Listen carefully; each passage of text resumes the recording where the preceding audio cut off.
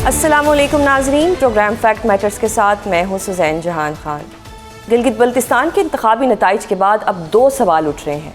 पहला सवाल ये है कि क्या GB इलेक्शन में शिकस्त का सामना करने वाली नून लीग के बयानिए को अवाम में पजीराई नहीं मिल रही, और दूसरा सवाल ये है कि अब नए बजट में अवाम को हुकूमत किस अंदाज में निचोड़ने जा रही है।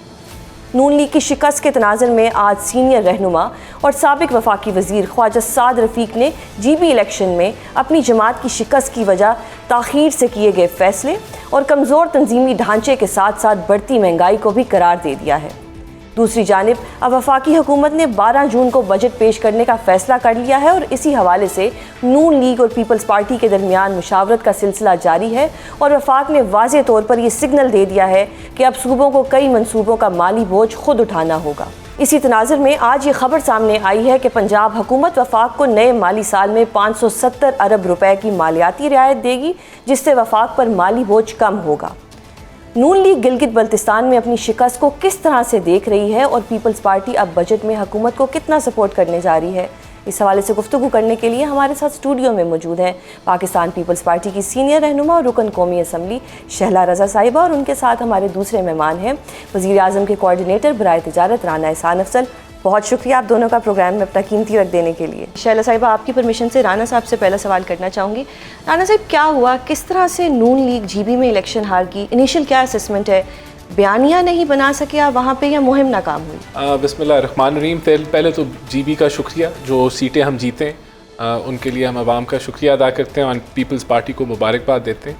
देखिए, डेफिनेटली जो परफॉर्मेंस पीपल्स पार्टी की सिंध में है, सखर में, हैदराबाद, कराची में, उससे मुतमईन होते हुए GB की अवाम ने, या जो बाकी सूबों में है, मुतमईन होते हुए उन्होंने पीपल्स पार्टी को नॉमिनेट किया होगा। देखें, रिज़ल्ट आ गया है, हम उसको तस्लीम करते हैं और हमारे लिए ये प्रायोरिटी है कि अब हम आगे कैसे चलते हैं। अगर पीपल्स पार्टी जो है वो उसके साथ हम लोग we are willing to work with them, और मिल के एंड रिज़ल्ट ये होना चाहिए कि सिलेक्शन के नतीजे GB के अंदर डेवलपमेंट हो, GB के अंदर हालात बेहतर हों, अवाम के लिए कोई बेहतरी आए और जो वादे किए गए हैं इलेक्शन के अंदर उसको पूरा किया जाए। तो हम अब इस मरहले में हैं, बजाय कि ऑब्वियसली हम इंटरनली देखेंगे एट अ पार्टी लेवल के क्या वजूहात हुई कि हम इस इलेक्शन को। इंट्रोस्पेक्शन तो ज़रूरी है ना कि बयानिए को मार पड़ी, मुहिम सही से नहीं। डेफिनेटली जो हमारी पार्टी है वो इसके ऊपर बैठेगी और तज्जिया करेगी, लेकिन अब अभी तो मैं ये कहूँगा कि जो इनकी परफॉर्मेंस है सिंध के अंदर उसको इंडोर्स किया है GB की अवाम ने। सही, बहुत शुक्रिया। शायद बयानिया ये कुछ अपना प्रोग्राम देते, पंजाब को लाहौर समझ के लाहौर से आगे निकलते और वाकई सखर के अंदर जाते, गम्बट में गेम्स देखते, सखर में जो है न्यू एजुकेशनल इंस्टीट्यूट्स देखते, वहाँ पे डिफरेंट चीज़ें देखते, तो शायद इन्हें समझ आता ये हाईवे से गुजरते हैं जो इन लोग ने बनाना था, मोटरवे हैदराबाद टू पेशावर, जो इन्होंने नहीं बनाया, उसकी वजह से कह देते हैं ऐसा। वरना हम तो अगर हम मुल्ला कातियार पुल जो कि दरिया के ऊपर है, जो सब्जेक्ट है फेडरल, वो बना सकते हैं तो ये भी बना लेते। लेकिन हम ये बताना चाह रहे हैं अभी भी इन्होंने जो बजट में जो मैं सुन रही हूँ उसके लिए अमाउंट रखा है वो बहुत कम है। K4 के लिए भी बहुत कम है जो उसके असल है।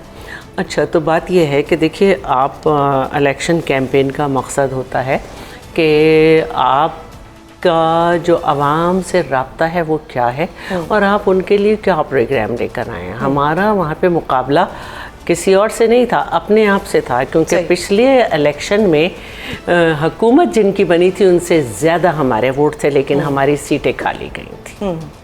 आर यू सेटिस्फाइड जो अभी रिजल्ट आया? आपको नहीं, लगता मैं है इसीलिए ये मोबाइल अपने हाथ में लेके बैठी हुई हूँ कि मैं चाह रही थी कि एक तो ये है कि मैं समझती हूँ कि 15 से 16 नशस्तें वहाँ पे हमें मिलनी चाहिए थी, क्योंकि मैं ख़ुद भी वहाँ पे कैंपेन करती रही हूँ और वहाँ के लोगों का एक जो प्यार है, जो उन लोग का एक जज्बात है, उसको अंडरस्टैंड करती हूँ। तो इस वक्त जो है 10 सीटें तो अनाउंस करनी थी, क्योंकि 10 सीट तक लोगों को अंदाज़ा नहीं था, तो सबको फॉर्म 45 मिल रहे थे। तो फॉर्म 45 मिल गए थे कि हर पोलिंग एजेंट को मिलना शुरू हो गया था, लेकिन उसके बाद जो है रिज़ल्ट रोक लिया। वहाँ पे 5,500-6 हज़ार में आप जीत जाते हैं, 15-16 हज़ार टोटल वोट होता है। तो इसमें हल्का GBA, हल्का 16 GBA और दयामर 2, इसमें जो है इंतहाई क्लोज फाइट थी, सिर्फ 24 का डिफरेंस था। सही। फिर उसके रिज़ल्ट रोक दिए गए। सही। फिर नहीं आए, ठीक है।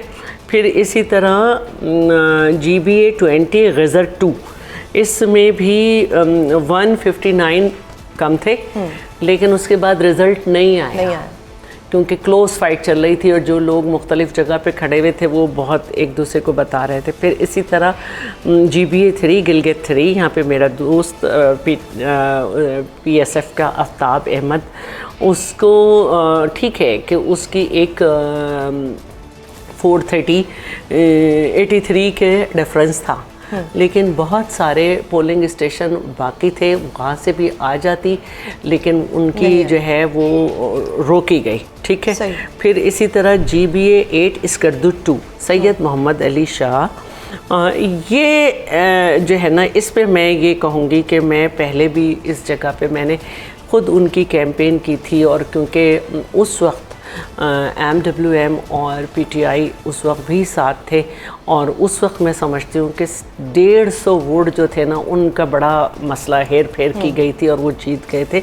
अभी भी यहाँ पे क्लोज फाइट थी, इसको भी रोका गया। अस्तोर के दोनों हलकों में जो है ना, उधर भी जो है यही सूरत हाल रही। तो अब जो रिज़ल्ट आया भी है तो उसमें 10 को तो ये कर ही नहीं सकते थे कुछ, क्योंकि 10 तक इन्हें पता नहीं था कि क्या हालात हो जाएंगे। तो अब जो सूरत हाल है उसमें आज मैं ये स्टेटमेंट सुन रही थी कि इलेक्शन कमिश्नर साहब ने कहा है कि 5 हलकों में अभी फिर कुछ 25 पोलिंग स्टेशंस पे दोबारा पोलिंग। तो अब ये सूरत हाल बड़ी अजीब है, और अब मुझे ये नहीं मालूम, क्योंकि जाहिर है कि उसमें इतनी डिटेल, यानी कि आपको लगता है कि रिगिंग हुई है, और जो नतीजे देखिए रिगिंग का जहाँ तक सवाल है वो तो प्री पोल शुरू हो गई, प्री पोल, ठीक है। इलेक्शन शेड्यूल अनाउंस हो गया था, फिर भी वज़ीर आज़म गए वहाँ पे लैपटॉप बांटे, दानिश स्कूल का अनाउंस किया, फिर वही लैपटॉप अलग शक्ल, मतलब अलग एक खेप मिनिस्टर्स वहाँ गए और वहाँ पे हुई। फिर लोगों में ये परेशानी थी कि इतनी पुलिस, इतना सब। बहरहाल वहाँ के जो एक कल्चर है, वहाँ पे इस तरह से लड़ाइयाँ वगैरह नहीं होती हैं, और वहाँ पे रिश्तेदार भी एक दूसरे के सामने खड़े होते हैं। बल्कि एक अजीब सूरत हाल होती थी कि लोग जो हैं वो ये कह देते थे कि अभी तो हम इस पार्टी में, अगली तो हम फेडरल में जो पार्टी है उसके साथ लड़ेंगे। बहरहाल जो भी था, मैं एक वक्त तक गुजर गया, लेकिन मैंने कहा कि हमारा मुकाबला हमसे था। पिछली दफ़ा हमारे हुकूमती पार्टी से ज़्यादा वोट थे, लेकिन सीटें कम थी। राना साहिब, PTI भी ये रोना रो रही है, रिगिंग हुई है, आपके इत्तेहादी भी कह रहे हैं। ख्वाजा साद रफ़ीक एक ट्वीट कर देते हैं कि जो हम लोग इलेक्शन हारे हैं वो इसलिए हारे हैं क्योंकि महंगाई बहुत बढ़ गई है। तो यानी ये जो कॉस्ट पे करनी पड़ी है नून लीग को, ये महंगाई की वजह से करनी पड़ी और अब लोगों में, आवाम में गुस्सा आ गया जिसकी वजह से उन्होंने वोट नहीं दिया। ये देखिए, हमें ये तो एग्री करना पड़ेगा कि जो माशी हालात हैं इस मुल्क के अंदर वो बहुत चैलेंजिंग है, और आवाम एक मुश्किल वक्त से गुज़र रही है। और पहले 3-4 साल पहले जब हमें PDM में इकट्ठे आए तो तब तो मुल्क डिफ़ॉल्ट के दहाने में था। तो हमने बहुत सारे ऐसे फ़ैसले किए जो पॉपुलर नहीं थे, जो बज़ाहिर आवाम के फ़ायदे में नहीं थे, आवाम को लग रहा था कि उनके फ़ायदे में नहीं है, लेकिन एक लॉन्ग टर्म मईशत को संभालने के लिए बड़े अहम थे। और वो हमने मुश्किल फ़ैसले किए, और इस चीज़ को बग़ैर देखते हुए किए कि उसका सियासी हमारे पे क्या इम्पैक्ट आएगा, लेकिन वो इस मुल्क के लिए लाजिम थे। मैं आपको मिसाल अगर दूँ तो हमने जिस तरह ये सर्कुलर डेट कम किया है, गैस का सर्कुलर डेट हमने कम किया है, हमने बहुत ज़्यादा मज़ीद कर्ज़े डॉलर टर्म्स में नहीं चढ़ाए, हमने फिस्कल प्राइमरी सरप्लस हमने दिए हैं। तो बहुत सारे ऐसे माशी फ़ैसले हैं जो कि बज़ाहिर वक्त मुश्किल हैं, लेकिन उनके नताइज आगे जाके बेहतर आएंगे। और अभी भी हमारे पास टाइम है डिलीवर करने के लिए। 2.5 साल इस हुकूमत के हैं जिसके अंदर हम समझते हैं कि हम बहुत सारे इंडिकेटर्स को मज़ीद बेहतर कर सकते हैं। बहरहाल देखें, ये इलेक्शन के अंदर रिगिंग का रोना हमेशा जब लगाया जाता है तो उससे अवाम और मायूस होती है कि ये हर चीज़ ही ऐसे। तो मैंने तो खुले दिल से इनको मुबारकबाद दी कि इन्होंने जीता है, अगर इनके कोई कंसर्न्स हैं हमें एक्सेप्ट करना चाहिए कि अगर जीबी हम तो इलेक्शन कमीशन ही की बात कर रहे हैं ना, अगर काउंटिंग नहीं हो रही उनसे तो उन्हें कम से कम वो जल्दी होनी चाहिए। मॉन्टेसरी से ज़्यादा पढ़े लिखे लोग रखने चाहिए जिनको 15,000 तक काउंट। तो बहरहाल देखें, मैंने तो ये बताया कि ये एक मरहला था जो अभी मुकम्मल हो जाएगा। अब इसके नतीजे में आवाम के लिए, जीबी की आवाम के लिए बेहतरी आनी चाहिए। तो that is all I will say. सही। अब हुकूमत साजी के लिए जीबी में आप लोग अपने इत्तेहादियों को ही ऑफ़र देंगे या जिस तरह चंद साहब ने कहा है कि हम आज़ाद उम्मीदवारों की तरफ जाएंगे? लेकिन उन्होंने ये भी कहा है कि मैं कुछ कह नहीं सकता, तो मैं तो उनसे भी छोटे लेवल के वर्कर हूँ, तो मैं भी कुछ नहीं कह सकती कि क्या करेंगे, क्या तरीक़ाकार होगा, और मैं कुछ कह नहीं सकती हूँ क्योंकि ये एक ऐसी बात है कि अगर आप इस पे अपने तौर पे एक स्टेटमेंट दे दें, ऑपोजिशन तो मुझे कुछ नहीं कहेगी, लेकिन मेरे विद इन द पार्टी जो लोग हैं वो पता नहीं क्या क्या इसको करके लगाएंगे, तो मैं इस पे कुछ नहीं। मैं ये ज़रूर कहना चाहूँगा, देखें PMLN और पीपल्स पार्टी जो है उनके अंदर इतनी मैच्योरिटी है कि मुल्क और अवाम के मफाद के लिए वो इकट्ठे बैठ सकें। अगर आप PTI की बात करें तो उनके अंदर तो इतनी भी ये वो एक पॉलिटिकल सेंस नहीं है कि वो सियासी जमातों के साथ मुल्की मफाद के अंदर एज ए ऑपोजिशन भी बैठ जाए, लेकिन इन जमातों में कम अज़ कम ये मैच्योरिटी है। अगर ऐसा कोई बना तो ये कैपेसिटी हम रखते हैं कि हम मिलकर काम। लेकिन मैं एक बात ज़रूर कहूँगी, जैसे अभी एहसान ने कहा कि कुछ ऐसे फैसले थे जो करने पड़े, तो अगर आप ये देखें कि मुल्क में पार्लियामेंट्री सिस्टम होना बहुत ज़रूरी है। पार्लियामेंट को अगर एक दफ़ा ताला लग गया तो कुछ भी नहीं होगा। तो हमने भी जो है, हमारी पोजीशन ऐसी थी कि ना PTI और ना मुस्लिम लीग अपने तौर पे गवर्नमेंट बना सकते थे। हमने दोनों को ऑफ़र दी और दोनों से कहा कि हम पार्ट ऑफ द कैबिनेट नहीं होंगे और हम ये करेंगे। तो NOC to go there? अच्छा देखिए, NOC की कोई ज़रूरत नहीं होती। मैंने कहा मैंने वहाँ पे 3 इलेक्शन की कैंपेन की है। नहीं, इस दफ़ा ये इन्होंने कुछ किया और जिसकी वजह से मतलब NOC का कुछ डाला चक्कर इलेक्शन कमीशन ने, और जिसकी वजह से साद रफ़ीक साहब भी नहीं जा सके उस दिन, चेयरमैन भी नहीं जा सके उस दिन, आसिफा साहिबा भी नहीं जा सकी, और मैंने यही सुना है कि 3 जलसे जो थे वो नहीं हो सके। तो ये चीज़ें पहले नहीं थी, अब क्यों की गई मुझे नहीं समझ आया। और दूसरी बात जो है वो मैं ये ज़रूर कहूँगी कि देखिए, गिलगित जो है ये इधर राजगान सिस्टम था। आज भी वहाँ पे आपको राजा नाम के साथ राजा रानी ये सब नज़र आता है, उनके किले नज़र आते हैं वहाँ पे शिगर में और मुख्तलिफ़ जगह। तो ये भुट्टो साहब ने इसको ख़त्म किया। वहाँ पे जब वो गुज़रते थे तो लोगों को निगाहें नीची खड़े होने की इजाज़त थी, ये सब था। तो ये सिस्टम ख़त्म किया, तो जमहूरियत की एक ईंट रखी। फिर वहाँ पे जो पहला इंफ्रास्ट्रक्चर इंट्रोड्यूस हुआ वो शेख जुल्फ़िकार अली भुट्टो के ज़माने में हुआ, कराकरम हाईवे। और फिर इसके अलावा फिर जो सबसे बड़ी बात ये थी कि वहाँ पे आटे की सप्लाई जो है ना उसको प्रोटेक्शन दिया गया कि आटा वहाँ पे वो जाए। और फिर जो बात थी वो ये थी, ये ख्वाब था शेख जुल्फ़िकार अली भुट्टो का कि इसको इक्वल टू प्रोविंस स्टेटस दिया जाए, तो वो भी पाकिस्तान पीपल्स पार्टी ने दिया। फिर जब वहाँ पे हमारी गवर्नमेंट बनी तो वहाँ पे स्टेटस देने की वजह से वहाँ पे हाई कोर्ट की सहूलत हुई, वहाँ पे पासपोर्ट ऑफिस की सहूलत हुई, वहाँ पुलिस की नौकरियाँ गई, वहाँ पे पावर प्रोजेक्ट्स बने, शुंटर पास बना। और सबसे बड़ी बात ये हुई, वहाँ रोज़गार का बहुत मसला है। पाकिस्तान जब से बना था जीबी में 25,000 नौकरियां गई थी, जब हमारी हुकूमत हुई तो 25,000 नौकरियां गई। सही। तो अभी भी जो हमने बात की, जब बीबी साहिबा थी तो बीबी साहिबा फाइबर ऑप्टिक्स, इंटरनेट, ये वो सब पाकिस्तान में उनका इंट्रोड्यूस कराया हुआ है, लेकिन उसके बावजूद वहाँ नहीं पहुँचा इतने अरसे में। तो वहाँ के लोगों का बड़ा मसला है। वहाँ पे सिंध का एक बहुत बड़ा प्रोग्राम है, इन्हें पता नहीं क्योंकि ये सिर्फ सड़क पे, लाहौर की चंद सड़कों से बाहर नहीं निकलते। तो मैं ये बताना चाहती हूँ कि सड़कों के अलावा एग्रीकल्चर पे, सड़कों के अलावा इंडस्ट्री पे तवज्जो देते तो आज बजट इतना मुश्किल ना होता।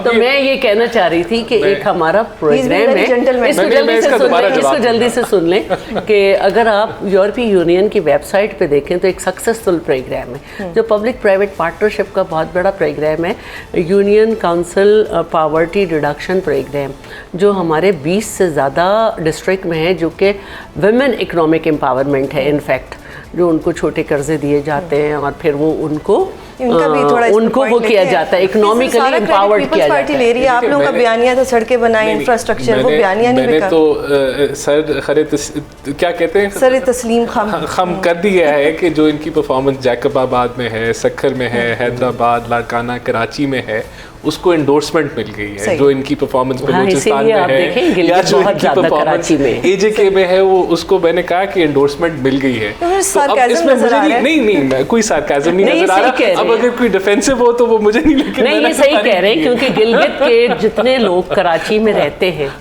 इतने कहीं भी नहीं रहते। वहाँ की जो आगा खान का जो एक सिस्टम है, आगा खान कम्युनिटी का जितना बड़ा इंफ्रास्ट्रक्चर, हॉस्पिटल्स का, कॉलेजेस का, स्कूल्स का कराची में कहीं भी नहीं है। और जो कम्युनिटी वहाँ रह रही है कराची में, उससे ज़्यादा कहीं भी नहीं रह रही। तो बिल्कुल ठीक है, बिल्कुल ठीक है, वो खुश हैं वहाँ पे। बिल्कुल सही है। राना साहब से पूछते हैं कि बजट आने वाला है, क्या बजट पे आपकी पीपल्स पार्टी के साथ प्रॉपर अंडरस्टैंडिंग होगी है, या अभी बहुत से मरहले ऐसे हैं जिस पे पीपल्स पार्टी को कन्विंस करना है? देखिए, कल NEC का इजलास बुला लिया गया है और तारिक फजल साहब ने, जो पार्लिमानी अमूर के वज़ीर हैं, उन्होंने जुमे का जो है इंदिया दिया है बजट का। तो डेफिनेटली पीपल्स पार्टी जो है उसका वोट बड़ा लाजिम था बजट के लिए। और जो इनके कंसर्न्स थे टैक्सेशन के हवाले से, प्रोविंशियल सरप्लस के हवाले से, बिस्प के हवाले से और PSDP के हवाले से, वो हमने इनके साथ बैठ के उन चीज़ों के ऊपर बातचीत की और मेरे ख़्याल से काफ़ी हद तक जो है अब चीज़ें क्लैरिटी हैं। लेकिन देखिए, ये उसके अलावा IMF एक फैक्टर था, उसके साथ बैक एंड फोर्थ जा रहे थे, टैक्सेशन के हवाले से बहुत सारी चीज़ें थी। तो अब ये डेट आ गई है, तो ये चीज़ें जो है इंशाल्लाह टाइमली हो जाएंगी। लेकिन ये बड़ा ज़रूरी है कि आपके साथ जो आप कह लें कि अगर कोलिशन पार्टनर्स नहीं तो जो आपको सपोर्ट कर रहे हैं गवर्नमेंट के अंदर इनके वोटों के साथ, तो इनकी जो इनका कंसेंसस या इनके साथ जो मुशावरत है या जो इनके कंसर्न्स हैं उनको अच्छे तरीके से सुन के रिजॉल्व करना, तो ये एक अच्छी बात है कि जो हम वैसे तो बजट डिबेट के अंदर भी ये चीज़ें चलती हैं, लेकिन उससे पहले भी जो हैं जो मेजर बड़ी चीज़ें हैं, अब सूबों के से जो हम सरप्लस मांग रहे हैं, that is a major requirement जो वफाक की है, क्योंकि वफाक के पास जो फिस्कल डेफिसिट के जो पार्टी मान जाएगी, हम वी आर वेरी होपफुल, क्योंकि देखें ये कोई हमारी कोई अयाशी प्रोग्राम नहीं है। एक मुल्क है, उसके सवेर इश्यूज़ हैं फिस्कल डेफिसिट के, डिफेंस की रिक्वायरमेंट है, पेंशन्स की रिक्वायरमेंट है, डेट सर्विसिंग की रिक्वायरमेंट है। फिर हमारा जो स्ट्रक्चर है वो फ्लॉड है, क्योंकि आप देखें जो सूबे हैं उनका कोई रोल ही नहीं है एक्सपोर्ट्स के साथ, कॉमर्स के साथ, इंडस्ट्री के साथ। तो वो पूरा लोड एक कॉमर्स के पास जो वफाक के पास है कि उसने एक्सपोर्ट को बढ़ाना है, इंडस्ट्री को सपोर्ट करना है। तो ऑब्वियसली ये सारी चीज़ें मिलकर ही हो सकती हैं। और ये इसका जो मकसद है प्रोविंशियल सरप्लस को जो है वो इनसे रिक्वेस्ट करने का, वो यही है कि हम अपने फिस्कल लोड को किसी तरीके से मैनेज करें। तो ये जब मसाइल हम इनके पास रखेंगे तो ये मसला सेंटर का नहीं है, ये पाकिस्तान का मसला है। तो ऑब्वियसली ये उसके अंदर हम समझते हैं कि इस मुशावरत के अंदर एक अच्छा इसका सोल्यूशन निकलेगा और we will overcome these problems. तो शैला साहिबा, क्या पीपल्स पार्टी मान जाएगी कि कंट्रीब्यूट करें, कि सूबे कंट्रीब्यूट करें? पंजाब खुद 570 बिलियन कंट्रीब्यूट कर रहा है वफाक को। अच्छा, देखिए ये एक कमेटी बनी हुई है जिसमें सलीम मांडवी वाला हैं, नवीद कमर हैं, मुराद अली शाह साहब हैं, और वो डील कर रहे हैं। और ये बहुत ही सेंसिटिव मैटर्स हैं, तो मैं इस पे नहीं कह सकती, लेकिन मैं 2-4 बातें करना चाहती हूँ। देखिए, जब चेयरमैन साहब गए भी नहीं थे GB, तो हमारी पार्लिमानी पार्टी की एक मीटिंग हुई थी, और उसमें जो है वो सबसे ज़्यादा जो बात थी वो ये थी कि चेयरमैन साहब ने कहा कि ठीक है कि हुकूमत की हम इकोनॉमिक पॉलिसीज़ से जो है ना मुत्तफ़िक़ नहीं हैं, जो भी आप कहें विद इन द पार्टी। उन्होंने जो भी हमें कहा कि ट्रिकल डाउन इफ़ेक्ट नहीं है और FBR के मसाइल हैं, वो ये ख़ुद भी कहते हैं। लेकिन उसके बाद भी उन्होंने ये कहा कि रेमिटेंसेस, क्योंकि UAE से 50% हमारे आते हैं, वो जो इस वक्त के हालात हैं वो कम हैं। फिर ये कि जंग बंद हो जाए US की और ईरान की, या नहीं बंद हो, आने वाले महीने इतने सख्त हैं कि नून लीग तो क्या, जिसकी भी गवर्नमेंट होगी सख्त मसाइल आ रहे हैं, तो वो पूरी दुनिया को भी आ रहे हैं, लेकिन जाहिर है कि हम पे भी आ रहे हैं। फिर हम अफ़गानिस्तान से भी जंग में, तो उन्होंने कहा कि हमारा काम ये नहीं है कि हम हंगामा करके अलग खड़े हो जाएं, हमारा काम ये है कि इससे तो और पाकिस्तान मुश्किल में आएगा, आवाम मुश्किल में आएंगे अगर सिस्टम ख़राब हो जाएगा। हमारा काम यह है कि हम बजट में बैठें, उसको सुलझाएं, उसके मामले जहाँ हमारी राय हो सकती है हम अपनी राय दें। तो हमने उसको पास भी कराना है और उसको जो हम समझ रहे हैं कि जो इसके मुश्किल मैटर्स हैं उससे सही कराना है। तो ये उससे पहले की बात है। तो फिर उन्होंने उसी वक्त हमको बताया था कि कमेटी भी बनी है। तो अब ज़ाहिर है कि जो एतराज़ात आएंगे वो इसी पे आएंगे जो पहले भी आ रहे थे कि पीपल्स पार्टी ने बहुत ज़्यादा नाराज़गी शो की इनडायरेक्ट टैक्सेस पे, ख़ासतौर पर लेवी पे और ये सब पे। तो हमने भी इसके अलावा बिजली की कीमतों पे भी बात हो रही थी, आज शुक्र है 2 रुपये कम उसमें हुए हैं। और इसके अलावा ये बात हो रही थी कि भाई एफबीआर की जो एक नाकामी है, क्योंकि पिछली दफ़ा कभी इतना डेफिसिट था, कभी इतना, तो आप उसको कैसे जो है उसको आप आवाम पे कब तक डालते रहेंगे? तो इसका भी कुछ तरीक़ा निकालें। उसमें हमारी ये काफ़ी दिनों से इन को ये है सजेशन कि आप जो है ये जीएसटी जो है आप खुद ये फेडरल ना कलेक्टर है एफबीआर, आप सूबों को देते हैं। जैसे रेवेन्यू जो है वो सूबे कर रहे हैं, तो बहुत अच्छा सब हो रहा है, तो ये कर दें। दूसरे ये कि जैसे इलेक्शन में भी ये बात यूज़ हुई कि गिलगित बल्तिस्तान की आपने जब इक्वल टू प्रोविंस उसका स्टेटस है या कश्मीर है, तो आपने इस तरह के मिनिस्ट्रीज जो हैं 2-4 इनको ख़त्म करें। तो ये चीज़ें भी हैं कि बैठ के इस पर बातें हो रही हैं। अब जैसे अब मैं इकॉनमी तो इनका सब्जेक्ट है, मेरा तो है नहीं, लेकिन मैंने कुछ पॉइंट्स निकाले थे कि हमें तनख्वाहदार तबके के ख़िलाफ़ जो है ना, हमें लग रहा है कि अगर यही बजट आया, क्योंकि अभी हम किसी भी बात को कुछ नहीं कह सकते, क्योंकि जब तक एनईसी में नहीं बैठते हैं सब और इत्तफ़ाक़ राय नहीं होता। लेकिन अभी जो है मुझे नहीं मालूम आपके पास कितना टाइम है, वरना ये 7 मसाइल थे जो तनख्वाहदार तबके पे हैं। एक सवाल तो कर लेते हैं। हाँ बिल्कुल, तो हाँ आप करें, वरना मैं तो बड़ी तैयारी करके आई थी, पूछूंगी इनसे। एफबीआर अगर सही तरह से काम नहीं करता तो इस इदारे को बंद कर देना चाहिए। हर तनख्वाहदार इंसान जो है वही क्यों पिसता है? नवीद कमर साहब हमारे प्रोग्राम में आए, उन्होंने कहा कि इस बजट में आवाम के लिए कोई अच्छी खबर नहीं है। तो ये ऑल्सो थिंक कि ये बजट इसी तरह चलेगा, ये IMF की डिक्टेशन पे चलेगा, या हुकूमत इसमें आवाम को कुछ रिलीफ देगी? नहीं, मेरे ख्याल से जो तनख्वाहदार तबका है उसका तो कंसर्न सबको है, और हमने प्राइम मिनिस्टर ने भी इसको बड़े गौर से देखा है। And there will be good news in this upcoming budget. उनको रिलीफ तनख्वाहदार तबके को ज़रूर दिया जा रहा है, तो ये इस बजट का इंशाल्लाह हाईलाइट भी होगी। बहरहाल देखें, मैं आपको बताऊं कि ये इसमें कोई शक नहीं है कि हम जितने मसाइल में घिरे हुए हैं, दो सूबे आपके दहशतगर्दी के जद में हैं, और उसका इम्पैक्ट जो मीशत पे है वो बिलियंस ऑफ डॉलर्स का है। आपका अफ़गानिस्तान का बॉर्डर इस वक्त बंद है क्योंकि आप और ईरान और ये जो US की वॉर है उसकी इम्प्लिकेशंस हैं, और हम बिल्कुल we have a lot of debt जिसको हम मैनेज कर रहे हैं। तो ये आसान बजट नहीं है, और IMF के साथ हम नेगोशिएट करके ये बजट बना रहे हैं। तो ये और बजट होगा?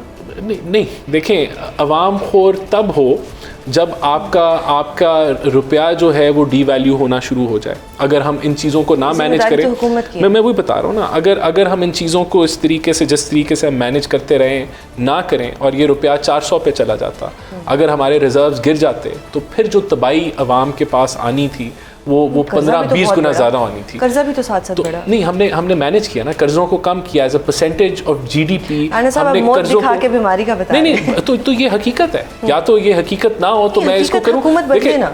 देखिए, उसी को बदला है ना। अगर आज हमारे 17.2 अरब डॉलर के रिजर्व्स हुए हैं 4 बिलियन डॉलर से, तो ये शो करता है कि कोई बेहतरी हुई है। अगर आपका रुपया डॉलर के मुकाबले में मुस्तहकम है या बेहतर हुआ है, और ये ना होता, तो फिर जो तबाही होनी थी वो देखें, ये बिल्कुल हमारे लिए अब चैलेंज है कि हमने एक्सपोर्ट्स को बढ़ाना है, और जब तक हम नहीं बढ़ाएंगे, आम आदमी को रिलीफ नहीं मिला, जिंदगी और मुश्किल हो गई है। अब एक बंदे को 2 नौकरियां करनी पड़ती हैं। देखिए, मैं आपको यही बता रहा हूँ कि हमने नौकरी मिले तो बिल्कुल हमें ग्रो करना है, हमने मईशत को ग्रो करना है। इस साल मैं वही बता रहा हूँ ना, इस साल हमारी 3.2% की ग्रोथ आ रही है, लेकिन हमारा करंट अकाउंट डेफिसिट नहीं है। हमें ये वाली ग्रोथ चाहिए कि अगर हम 6% पे ग्रो करें तो हमारा 18 बिलियन डॉलर का करंट अकाउंट डेफिसिट ना हो, क्योंकि वो ग्रोथ मसनूई है। तो चुंगल से निकलने के लिए it is a time taking process. हमारे पास 2.5 साल हैं और यही हमारा चैलेंज है कि हम एक्सपोर्ट्स को बढ़ाएं, और उसके लिए मैंने आपको बताया एक फंडामेंटल फ्लॉ है, और ये मेरी दिल की आवाज़ है कि सूबे जो हैं जब तक वो रोल एक्सपोर्ट के लिए नहीं अदा करेंगे, वो कॉमर्स के लिए नहीं अदा करेंगे, जब तक कंट्रीब्यूशन जरूरी है नहीं, जब तक डिस्ट्रिक्ट्स नहीं अदा करेंगे, ओनरशिप भी लेनी पड़ेगी आपको एक्सपोर्ट्स की। ये ओनरशिप वफाक की नहीं होनी चाहिए, ये ओनरशिप सूबों की, और ये डिबेट हमें करनी चाहिए और आपको भी करनी चाहिए कि जब तक आपका वफाक जो है, अब देखें मिसाल मैं आपको देता हूँ, इसमें पंजाब भी शामिल है, इसमें सिंध भी शामिल है। अब एक्सपोर्ट पे सेस लगता है, एक्साइज टैक्स लगाते हैं वो, तो आप एक्सपोर्ट को खुद महंगा कर रहे हैं सूबे। तो ये हमें एक्साइज टैक्स ख़त्म कर देना चाहिए सूबों को, हमें एक्सपोर्टर्स के लिए आसानी पैदा करनी चाहिए, क्योंकि यही हमारा पाकिस्तान का बुनियादी मसला ये कि हम एक्सपोर्ट्स जो है नहीं कर पा रहे। इसी तरह एक्सपोर्टर्स के जो कंसर्न्स हैं वो सूबों को भी सुनने चाहिए, उनको भी रिजॉल्व करने चाहिए, वहाँ ओनरशिप होनी चाहिए। तो ये अभी नहीं है हमारे स्ट्रक्चर में, तो ये एक ऐसी चीज़ है जो मैं समझता हूँ 2.5 साल में हुकूमत इसको टेकअप करेगी और सूबों की ओनरशिप वहाँ आनी चाहिए। NFC अवार्ड के ऊपर दोबारा हमें बैठना चाहिए और वहाँ चीज़ें मिल के मुशावरत के साथ, थोड़ा कॉन्फ्लिक्ट आ रहा है पीपल्स पार्टी बिल्कुल, लेकिन हमें ये कॉन्फ्लिक्ट अगर आ रहा है तो अच्छी बात है ना। हमें एक दूसरे के मसाइल सुन के, एक दूसरे के पॉइंट ऑफ व्यू सुन के, अगर ये नहीं एग्री करते और हमारे पास उस चीज़ की कोई लॉजिक है तो इनको एग्री कर जाना चाहिए। और अगर हम किसी चीज पे एग्री नहीं नहीं, देखिए ये तो मिलके है ना, जब हम बैठेंगे, मिलेंगे, बहस करेंगे और एक उसके अंदर से कोई रास्ता निकालेंगे, क्योंकि रास्ता हमने अपने लिए तो नहीं निकालना ना, रास्ता तो पाकिस्तान के लिए निकालना है। तो ये हमें मुशावरत करनी पड़ेगी और हमें जो चीज़ें जो दुनिया में दे हैव वर्कड वो हमें अडॉप्ट करनी पड़ेगी। बहुत शुक्रिया आप दोनों मेहमानों का प्रोग्राम में अपना कीमती वक्त देने के लिए। आज़ाद कश्मीर की कशीदा सूरत हाल पर बात करेंगे, जिसके लिए हमें ज्वाइन किया है साबिक वज़ीर आज़म आज़ाद कश्मीर सरदार अतीक अहमद ख़ान साहब ने। बहुत शुक्रिया सर प्रोग्राम में अपना कीमती वक्त देने के लिए। सरदार साहब, सबसे पहले तो ये बताएं कि वफाक और आज़ाद कश्मीर की हुकूमत तो पहले खुद अवामी जॉइंट एक्शन कमेटी से मुज़ाकरात करती रही, मगर इस दफ़ा जॉइंट एक्शन कमेटी को एक कल अदम तंजीम करार देने का इंतहाई कदम क्यों उठाना पड़ा, और इसके बाद अब बनने वाली सूरत हाल कितनी परेशान कुन है? जी बहुत शुक्रिया। ऐसे है कि इससे पहले कि मैं आपके सवाल का जवाब दूँ, मैं 2 बातें छोटी छोटी करना चाहता हूँ। एक ये है कि आज़ाद कश्मीर में जो मासूम शहरियों की और इंतज़ामिया की हिलाकतें हुई हैं उन पर मैं इंतहाई अफसोस का इज़हार करता हूँ और उनकी मग़फ़रत के लिए दुआगो हूँ और उनको उनके अजीज़ व अक़ारब से इज़हार ताज़ीर करता हूँ।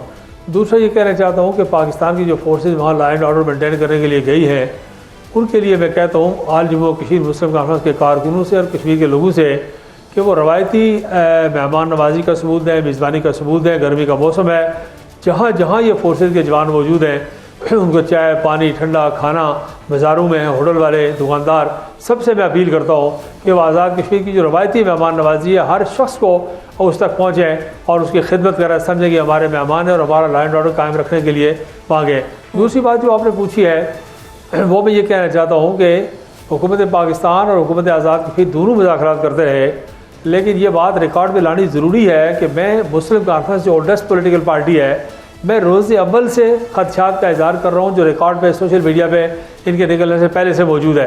मैंने कहा मुतालबात जायज़ हैं, लेकिन ये मॉन्स्टर बनते जाएंगे और बाद में संभालने मुश्किल होते जाएंगे और फहरिस्त बढ़ती जाएगी।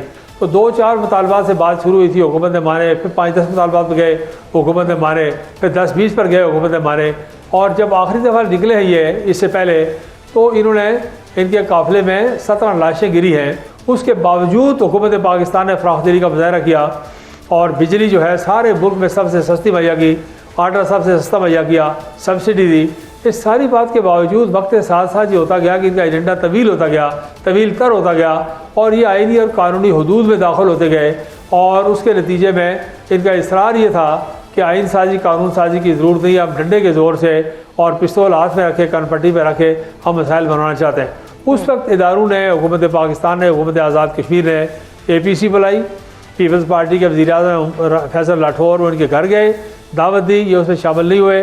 फिर वो हमारी जो APC की रिकमेंडेशन थी असम्बली में गई, फिर सुप्रीम कोर्ट में गई, सब ने उसको वैलिडेट किया और इत्तेफाक किया कि मासूम जानों की लाशें न गिराएं, अमन व अमान कायम रखें, लेकिन स्टेट की रेट पर कोई कंप्रोमाइज़ ना करें। अब ये थी सारी बात। अब ये इलेक्शन का वक्त है, एक बात तो ये है और सारा दुनिया देख रही होती है कि जो इलाके पाकिस्तान की ज़िम्मेदारी में आलमी तौर पर, उनमें इलेक्शन कैसे हो रहे हैं, डेमोक्रेटिक प्रोसेस कैसा है। दूसरा टूरिज़म का सीज़न है, सारे पाकिस्तान से लोग आज़ाद फिर जलथल हुआ होता है इस वक्त। ऐसे वक्त में उन्होंने कॉल दे दी और कहा कि जी इलेक्शन ही हो सकते, पहले हमारी बात सुने। अब डेमोक्रेटिक प्रोसेस को डिरेल करना और फिर ये मुतालबा करना कि माहिरीन की नशिस्तें ख़त्म कर दें, ये पाकिस्तान के बैनुल-अक़वामी मुकदमे को, जो हक़ खुद इरादत का मुकदमा है यूनाइटेड नेशन में, उसको कमज़ोर करने के मुतरादिफ है। और आज़ाद कश्मीर एक पुरअमन जगह है। आज़ाद कश्मीर, जम्मू कश्मीर के लोगों ने 6 लाख जाने दिए हैं इस्लाम, आज़ादी और पाकिस्तान के लिए। आज भी पाकिस्तान के झंडे में दफन होते हैं, आज भी कब्रों में पाकिस्तान का झंडा है। ये जो ईद गुजरी है, शबरात गुजरी है, रोज़े गुजरे हैं, इसमें जम्मू और कश्मीर की आवाम ने ईद और रोज़े पाकिस्तान के साथ किया है, हिंदुस्तान के साथ नहीं किया। आप इससे अंदाज़ा लगाएं उनकी जज्बाती वाबस्तगी का। तो ये सूरत हाल एक तरफ, जिस तरह हिंदुस्तान की बात हो रही है, जिन्होंने पाकिस्तान के जिस अंदाज में कलअदम जॉइंट एक्शन कमेटी के दहशतगर्दों के साथ राब्तों का इंकशाफ सामने आ रहा है, तो क्या आज़ाद कश्मीर की सूरत हाल ख़राब करने में भारत के मुलविस होने का भी इम्कान मौजूद है? जी अभी तो देखिए ना, फितनत और ख़वारिज ने उनकी हिमायत में बयान जारी कर दिया है। फितनत तो हिंदुस्तान ने और उनके दहशतगर्दों ने उनके लिए वीडियो जारी कर दी है। हिंदुस्तान के जनरल बख्शी ने टीवी पर आके कहा है कि जॉइंट एक्शन कमेटी मुश्किल में है, हुकूमत हिंदुस्तान को चाहिए कि उनके साथ उनकी मदद करे। तो अब तो ये बात कुछ छुपी नहीं, मैं सबको नहीं कहता, बहुत अच्छे लोग हैं। देखिए कश्मीर के लोग, पुंछ के लोग, रावदाकोट, पंदी, सदूती, इन लोगों ने आज़ादी और इस्लाम के लिए कदम कदम पर जाने दी हैं। पाकिस्तान के साथ जान नशावर करने वाले, मोहब्बत करने वाले लोग हैं। लेकिन कुछ लोग इनमें ऐसे आ गए हैं सारे आज़ाद कश्मीर में, जो ड्राइविंग सीट पे बैठे हुए हैं। उनका एजेंडा बिल्कुल पाकिस्तानी एजेंडा नहीं है, जम्मू और कश्मीर का एजेंडा नहीं है। वो शुहदा के खून को एक तरफ रखे, क़यादत को एक तरफ रखे, सारे निज़ाम, आइनी कानूनी निज़ाम को एक तरफ रखे, वो इस एजेंडे को तूल देते जा रहे हैं। और डर है खुदा न खास्ता कि ये जत्था कल्चर अगर आज़ाद कश्मीर में न रोका गया तो ये कल सारी आज़ाद कश्मीर को बेस कैंप की हैसियत से खुदा न खास्ता इसकी हैसियत ख़राब कर सकते हैं और पाकिस्तान को मजबूर कर सकते हैं कि कोई ऐसा इक़दाम करे कि वो एमरजेंसी नाफज करे, फ़ौज को वहाँ भेजे और बहुत सारी दुनिया में फिर जगह सही हो कि उधर हिंदुस्तान ने किया, इधर पाकिस्तान ने किया। ये पाकिस्तान को बिल्कुल गिरेबान से पकड़ के रियासत को घसीट रहे हैं एक ख़तरनाक माहौल की तरफ। और आज़ाद कश्मीर के 99% लोग जो हैं वो पुरअमन हैं, पाकिस्तान से मोहब्बत करने वाले लोग हैं, फ़ौज के साथ खड़े होने वाले लोग हैं। ऐसे हालात में पाकिस्तान के ख़िलाफ़ वहाँ आवाज़ों को उठना, जिस वक्त सारी दुनिया में पाकिस्तान की इज़्ज़त पजीराई है, फील्ड मार्शल को सारी दुनिया में पीस कीपर के तौर पर जाना जाता अमेरिकी सदर और सारा यूरोप और सारी दुनिया तस्लीम करती है। तो ऐसे हालात में जब सारी दुनिया से पाकिस्तान के लिए अच्छी आवाज़ें आ रही हैं, आप आज़ाद कश्मीर से ऐसी बात कर रहे हैं जिस तरह की बात हिंदुस्तान से आ रही है, इसराइल से आ रही है, इसका क्या मतलब हुआ? और ये बात बहुत ख़तरनाक है और इसके हम कश्मीरी मुतअम्मल नहीं हो सकते। सरदार साहब, आपके नज़दीक 27 जुलाई को जो आज़ाद कश्मीर में इलेक्शन होने जा रहे हैं, उनसे पहले कौन से ऐसे इशूज़ हैं जिनको फ़ौरन हल करने की ज़रूरत है? कोई काबिल ज़िक्र इशू नहीं है। जो ये डिमांड कर रहे हैं वो महाजरीन की 12 सीटें हैं पाकिस्तान के अंदर, और ये महाजरीन की सीटें हमारी दस्तूर साज इनकलाबी जो हुकूमत थी मुस्लिम कॉन्फ्रेंस की, मेरी पार्टी की पहली हुकूमत, ग़ाज़ी मिल्लत इब्राहिम खान साहब की हुकूमत, उस हुकूमत में एक वज़ीर था आज़ाद कश्मीर का और 5 थे मकबूजा कश्मीर, जम्मू कश्मीर के महाजरीन में से। और ये दस्तूरी पोजीशन है, पाकिस्तान हो, हिंदुस्तान हो, अमेरिका हो, आज़ाद कश्मीर हो, जो दस्तूर साज लोगों ने जो काम किया है उसको कोई असम्बली, कोई कानून साजी के ज़रिए, कोई हाई कोर्ट, कोई सुप्रीम कोर्ट उसको नहीं छेड़ सकता। एक बात तो ये है। और दूसरा ये है कि जो मुतालबा ये कर रहे हैं वो कश्मीरियों के हक़ खुद इरादत से मुतसादम है। इसलिए कि अगर पाकिस्तान खुदा न खास्ता इनकी बात मान ले और कश्मीरियों के एक हिस्से को जो है एक आबादी को महरूम कर दे हक़ खुद इरादत से, तो पाकिस्तान अपना आलमी मुकदमा कैसे लड़ सकता है? उसकी तो बुनियादें खोखली हो जाती हैं। वो मकबूजा कश्मीर के हक़ खुद इरादत की बात कैसे कर सकता है? मोदी ने 40 लाख लोग ला के वहाँ आबाद कर दिए हैं, आप 40-50 लोगों की कमी करना चाहते हैं अपने उससे। कल इस्तिस्मा में राय और रायशुमारी हो तो आप कितने जाएंगे हिंदुस्तान के मुकाबले में? तो ये बड़ा जुल्म है। ये 6 लाख शुहदा हैं, इन माहिरीन के पीछे कुर्बानियाँ हैं, कदम कदम पे बाप दादा की कब्रें छोड़ के आए हैं। ये जो मंगला डैम है इसके लोग पाकिस्तान में वोटर हैं मुतासरीन। आप देखें कि एक तरफ ये सस्ती बिजली मांगते हैं और जो अपने बाप दादा की कब्रें पानी में छोड़कर आए मंगला डैम के मुतासरीन को कहते हैं कि उनको वोट के हक़ से महरूम किया जाए। ज़रा गौर करें ये क्या तजादात का मजमूआ है ये मुतालबा, और कितना खौफनाक है, और पाकिस्तान की मसला कश्मीर पोजीशन कितनी कमज़ोर करने और ख़राब करने के मुतरादिफ है। और कश्मीरियों का जो स्टांस है जम्मू कश्मीर के अवाम का, कायदीन का, क़यादत का, देखिए ना ये बड़े मुश्किल से लोग गुजरे हैं। इंडीड, बहुत शुक्रिया सर प्रोग्राम में अपना कीमती वक्त देने के लिए। नाजरीन, प्रोग्राम का वक्त ख़त्म होता है, कल आपसे दोबारा मुलाकात होगी। अपना बहुत ख्याल रखिएगा। अल्लाह हाफ़िज़।